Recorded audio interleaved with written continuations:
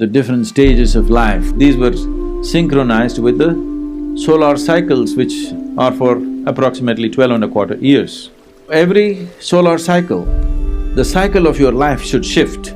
If you just bring this awareness into your children, they will deal with it with much more wisdom.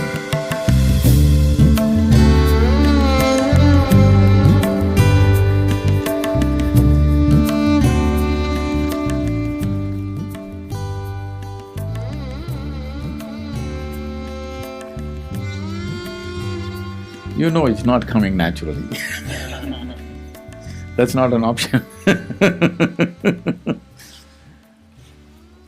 Till just one generation ago, a lot was taught to you about marriage, about children, everything.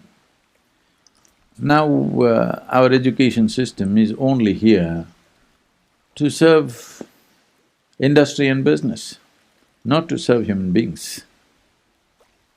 Our education is not about producing great human beings. It's only about producing managers, supervisors, doctors, engineers. You're just a cog in the economic machine that's working. So, changing the larger education system tomorrow morning is out of question. But you could change it for yourself and your children, if you're willing. There was something called as Varnashrama Dharma, which is the different stages of life for which a human being had to be prepared for. 0 to 12 was considered bhalavastha. At this time, a child should do nothing. He must just eat, play, sleep. No ABC, no 1, 2, 3, no nothing. Because before the brain blossoms to it a certain size, feeding it with information or any kind of purpose to it, putting any kind of purpose in its domain, will destroy the possibility of it growing to full size. In India, everywhere maybe, the mango farmers have a certain process. You will see if you plant mango saplings, by second year actually, mango flower trees or plants will start flowering. Have you noticed? Second or third year, definitely full of flower. So the conscientious mango farmer will go and pluck out every flower in the month of January, February, so that they never become fruit. But if you are a quarterly balance sheet kind of person, you will count the flowers and say, okay, here I see 150 mangoes, 150 mangoes into 10 rupees, 15,000 per plant, I have 10,000 plants, you will allow them to fruit. Anyway, they will not fruit very well, but they may fruit. But if you do this, that tree will never grow to full size. It will never come to its full potential. So even with plants we know that. Why is it that we don't know with children? We know it, but we want our children to be little better than the neighbor's children, which is a serious illness we have. Yes, our problem is our neighbor's children are already saying, 3-year-old saying, I want to be doctor. So that means you want the whole world to be sick.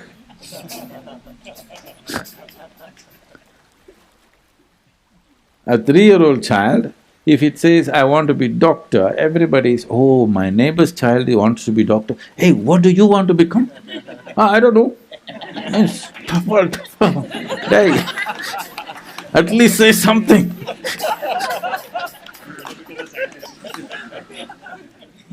This is not the sickness of education system, this is the sickness which has gotten into the society. Education system is trying to cater to that. Once it happened, I'm doing a program in Chennai, and something comes up and we're asking people to share what happened that day. This man with a really grave face, sad, talking, my daughter, she's not doing her homework, I'm really worried about her future, what will happen to her, how do I… you know what, so many things he said. I thought maybe his college-going daughter, something, trouble, you know. So, okay. Then I just asked, how old is the girl? He said, 4.5. I said, you idiot.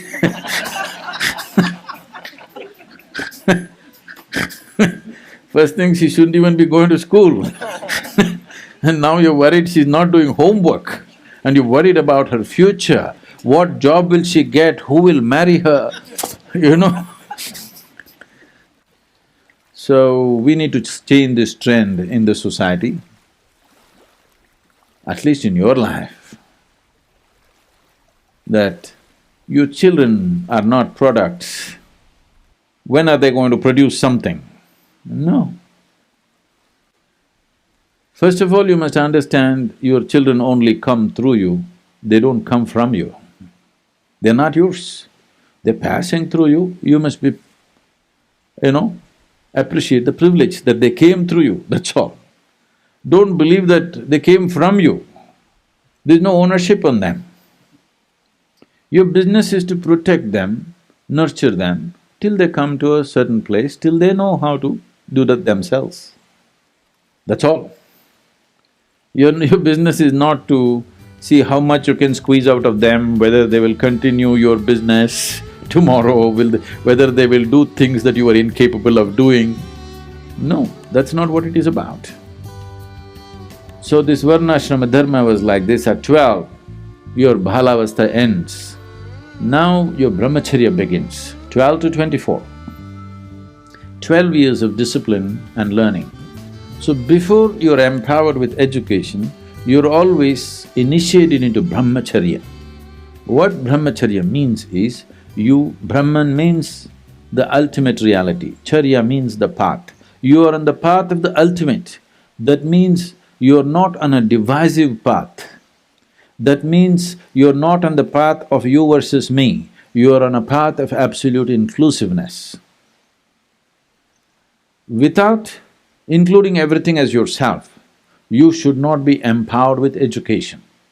You must remain illiterate, that is best, because education was seen as an empowerment. If you're empowered in a divisive way, which is what we have done to the modern world, every scientific knowledge and technology that comes up, first thing is military use. Why? My nation versus your nation. My father is better than you my God is better than your God, my father is better than your father. Because once this division is there and you get empowered, all that will happen is the ugliness will get empowered. So before education, first thing is Brahmacharya. So for 12 and a quarter years, these were synchronized with the solar cycles, which are for approximately 12 and a quarter years. So every solar cycle, the cycle of your life should shift. First 12 and a quarter years is Balavastha. Once you cross that, the second is for learning and discipline. Once you cross that, at the age of 24, you decide whether you want to go into family kind of living or you want to become on the spiritual path. By choice, not by social compulsions. Each individual according to his own traits.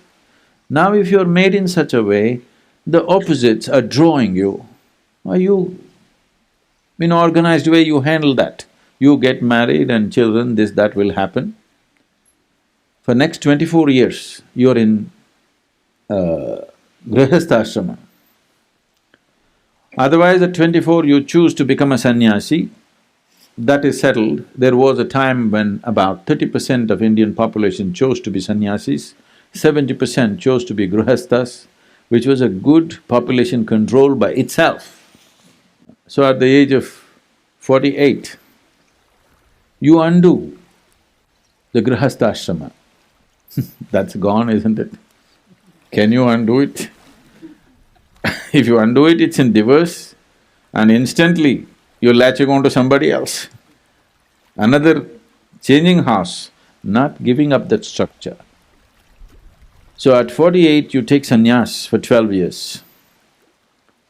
So undo the family structure, because if you got married at 24, by the time you're 48, your children are over 20 years of age. They may not say it in so many words, but they want you out. Either they want to go out or you must go out. These days you're choosing that they must go out, American way. But in India, the parents chose to go out. Once the children have crossed 20, 21 years of age, parents moved out. It's a sensible thing to do. So, husband and wife who lived together for 24 years, they separated themselves consciously, not because they have a fight, consciously separated themselves, and there were institutions where they could pursue their spiritual process for the next 12 years. At the age of 60, now after 12 years of spiritual sadhana, after having seen the experience of life, now they again came back. First time they got married because of physical and emotional longings. This time they once again get married for a completely different reason. At 60, there is a marriage. Today, that one thing still lot of people are keeping, you know. They're living together and again getting married. No, only if you go away for 12 years and again come back consciously. First time when you're married, you were not conscious. Certain compulsions made you marry. Now you're consciously getting into it. They came together and then they went into vanaprastha. Not to live with your children or grandchildren, see them, bless them and go into the forest and live. This was the arrangement of life, which is a very wise way to do things. Well, you can't do it exactly like that today, but you must be conscious. At different stages in life, different things must be important. When you're 60, if the same things which were important to you at 18 are important, that means you're just not getting anywhere with your life, isn't it? Things must change. And you must make your children, that's how it is. If you just bring this awareness into your children, right now what they are going through is just a phase, it's not everything. They will conduct it properly. But because at that moment, when their intelligence is hijacked by their hormones, they think that is it. If you just tell them, it's fine, I have also been through this, you're also going through this, it's fine, it's a phase. Then these are the different phases of life. Very young, if they're conscious of it, they will deal with it with much more wisdom than the way they're dealing with it today. People will not be compulsive as they are.